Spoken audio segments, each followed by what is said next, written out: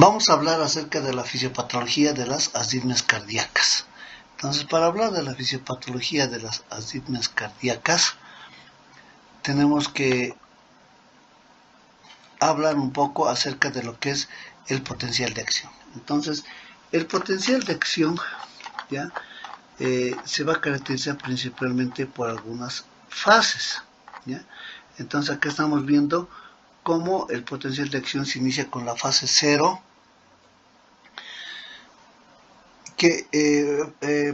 con la fase 4 en reposo. Es la fase en la que se encuentra el miocardio antes de ser estimulado. El potencial de membrana en reposo es de menos 90 milivoltios. Solo se encuentra abierto el rectificador de la entrada de potasio. Luego pasamos a la fase 0. La fase 0 que va a corresponder a la despolarización rápida. Cuando un estímulo eléctrico o químico eleva el potencial de membrana en reposo, volviendo menos negativo, permite que se abran los canales rápidos del sodio, activados por voltaje, entrando así el sodio en favor de su gradiente de concentración y electroquímico. Si el estímulo inicial eleva el potencial de membrana hasta el umbral de menos 70 milivoltios aproximadamente, se abrirán entonces suficientemente los canales del sodio para poder iniciar el potencial de acción y permitir así que la fase 2 represente el cambio de polaridad de la membrana por la entrada del sodio, desde menos 90 hasta más 20 milivoltios aproximadamente.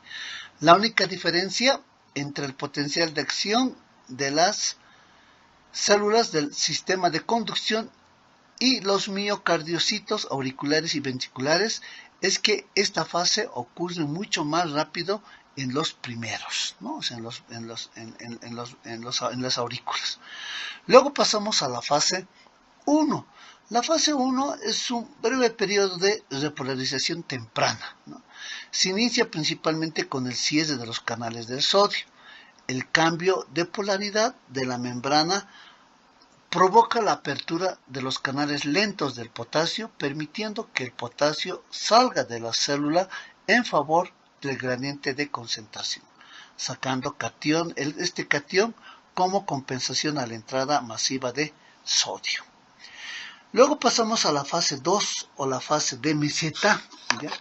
Este es el inicio de la fase, está dado por la apertura de los canales lentos del calcio de tipo L.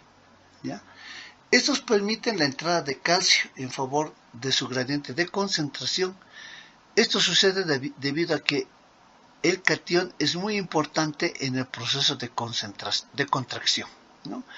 El hecho de que exista una corriente de la entrada de calcio y una salida de potasio hace que no haya un cambio notorio en el potencial, dándonos una meseta en la gráfica que ustedes están viendo. Luego entramos a la fase 3 o repolarización, ¿ya? Cuando los canales de calcio se cierran y los canales de potasio permiten la rápida repolarización de la membrana hacia el potencial de reposo. ¿Ya? Luego pasamos a la fase 4, que ya es de reposo. De vuelta volvemos a la fase 4, ¿ya? Donde el potencial de membrana regresa a menos 90 milivoltios y la bomba de sodio potasio ATPasa se encarga de devolver el sodio al espacio extracelular e introducir de nuevo el potasio que salió durante el potencial de acción. ¿Ya? Entonces, una vez visto el potencial de acción, ¿ya? Entonces tenemos que determinar que el ritmo cardíaco normal se produce por la reiterada de un estímulo eléctrico que se origina a nivel del nódulo sinusal, ¿ya? Que es el marcapaso normal, que va a conducir a las aurículas y a los ventrículos una frecuencia que oscila entre 60 y 100 latidos por minuto. Las alteraciones de estas características es lo que constituye una arritmia cardíaca. ¿Cómo clasificamos a las arritmias cardíacas? Tomando en cuenta la frecuencia cardíaca, ¿ya? Cuando es mayor, ¿ya? a la normalidad que corresponde al marcapaso fisiológico, se va a llamar taquiarritmia. Y cuando es menor, se denominará bradiarritmia. Se denominan supraventriculares cuando el origen de la arritmia se encuentra por encima de la bifurcación del haz de His, y ventriculares cuando está por debajo, ¿no? Ahora, de acuerdo al mecanismo de producción, puede depender de las alteraciones, por ejemplo, en la iniciación del impulso eléctrico, ¿ya? O automatismo, o sea, estamos hablando del haz de His, del nódulo sinoauricular, o de la conducción, ¿ya? Entonces se denominará de reentrada, o se puede generar apariciones postpotenciales, ¿no? Después de los potenciales de acción, que se llama actividad gatillada, ¿no? Entonces acá podemos ver, ¿ya? Lo que habíamos hablado, ¿no? Cuando está por encima de la bifurcación del haz de His, ahí ustedes están viendo el haz de His, ¿ya? Se llaman supraventriculares, y por debajo se llamarán ventriculares, ¿no? Cuando hablamos en el mecanismo, cuando es de conducción, hablaremos de las teorías de reentrada. Cuando son postpotenciales de acción, se denominarán engatilladas, ¿no? Entonces, es la clasificación de las arritmias cardíacas, ¿no? Entonces, ¿cuáles pueden ser la etiología de las arritmias, ¿no? Las arritmias pueden deberse a distintas causas, ¿no? Por ejemplo, la isquemia, ¿no? Enfermedades coronarias, cicatriz de infartos previos, alteraciones electrolíticas, ¿no? Entonces, podemos hablar de alteraciones hidroelectrolíticas que nos van a llevar a arritmias cardíacas. La presencia de las catecolaminas, ¿no? Por ejemplo, la adrenalina, noradrenalina, ¿no? Activación del sistema simpático, ¿no? La utilización de teofilina u otras sustancias estimulantes. Fármacos que modifican el funcionamiento de los canales iónicos. Mutaciones de los canales iónicos.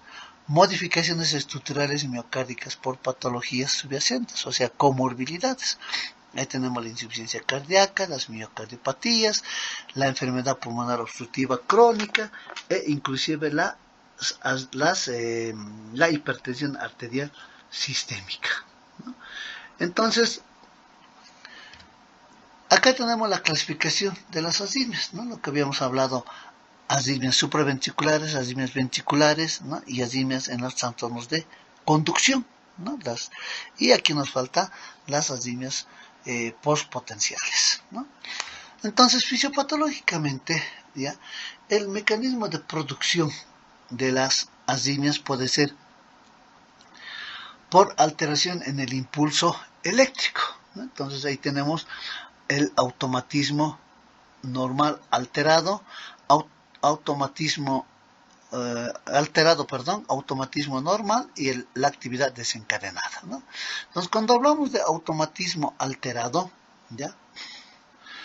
Estamos hablando de aquellas alteraciones que se producen cuando la frecuencia cardíaca se dispara a nivel del nódulo sinusal de 60 a 100 latidos por minuto, que normalmente es regulado por el sistema nervioso autónomo, como ahí tenemos las catecolaminas, ya producidas por este sistema, ya que van a aumentar la automaticidad y va a favorecer el ingreso de la entrada de calcio a las células del marcapaso.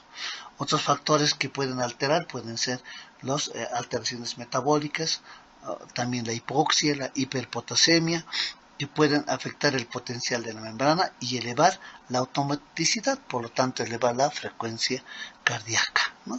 O lo contrario puede suceder cuando es estimulado por el sistema nervioso parasimpático, donde va a predominar la acetilcolina, aumentando la permeabilidad al potasio y favoreciendo la hiperpolarización de la célula, reduciendo el automatismo, por lo tanto disminuyendo la frecuencia cardíaca, ¿no? Lo que se denominará bradicardia o cuando es aumentado será taquicardia, ¿ya?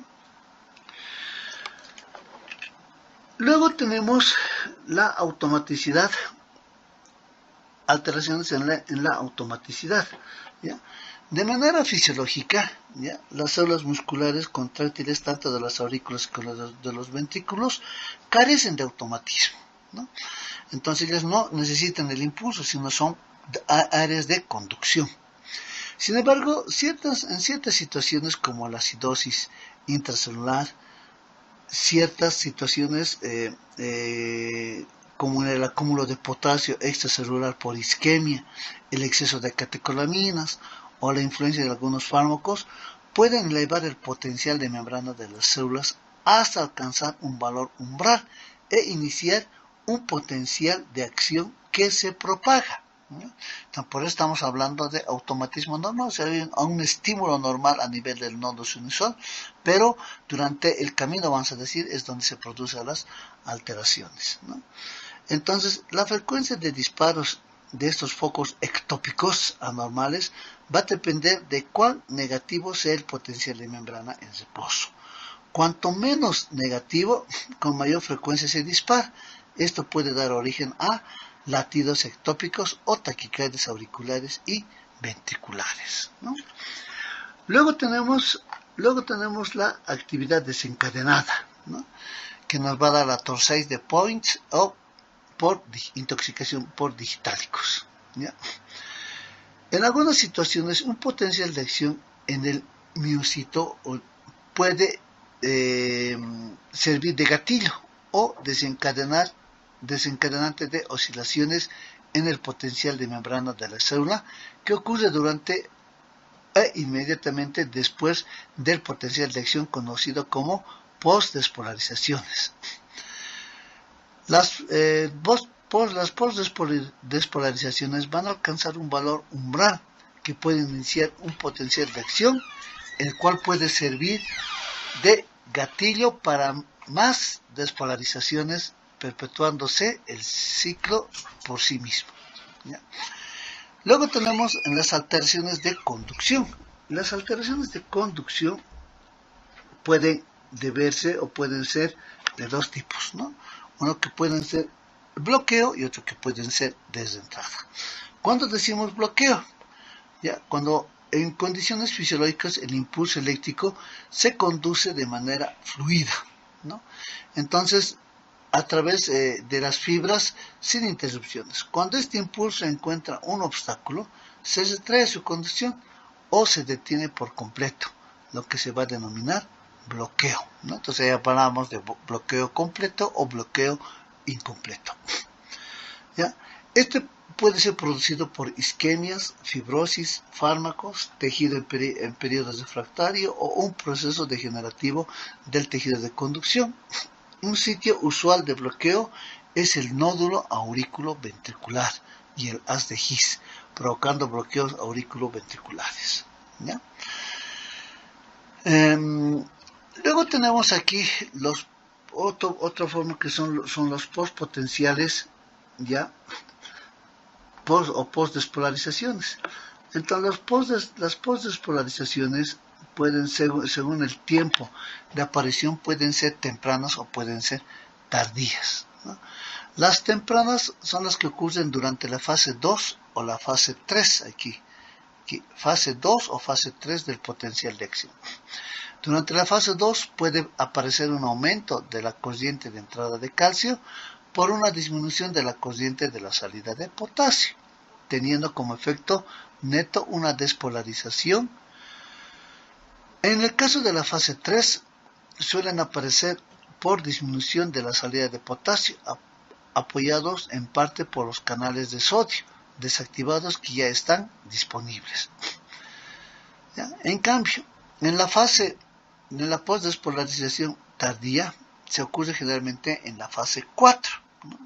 En la fase 4 del potencial de acción, donde se va a originar principalmente por la acumulación de calcio intracelular, lo cual puede deberse a un estímulo de catecolaminas o intoxicación por digitálicos. Este incremento en la concentración de calcio va a provocar las oscilaciones del potencial de membrana, que pueden despertar despolarizaciones. Este mecanismo es el asociado a las taquiarritmias por digitálicos, ¿no? O intoxicación por digitálicos.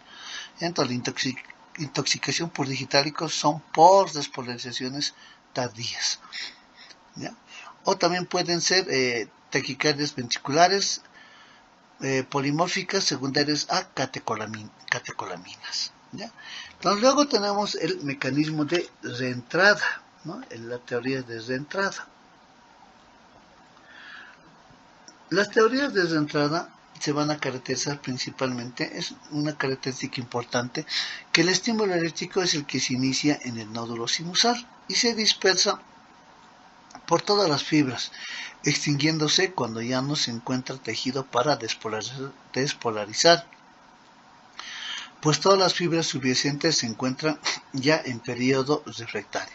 Sin embargo, cuando existe un bloqueo, queda una porción de miocardio sin despolarizar, la cual puede servir posteriormente como una vía alterna para que el impulso continúe y vuelva a despolarizar tejido que ya estimuló anteriormente, produciendo un fenómeno conocido como reentrada.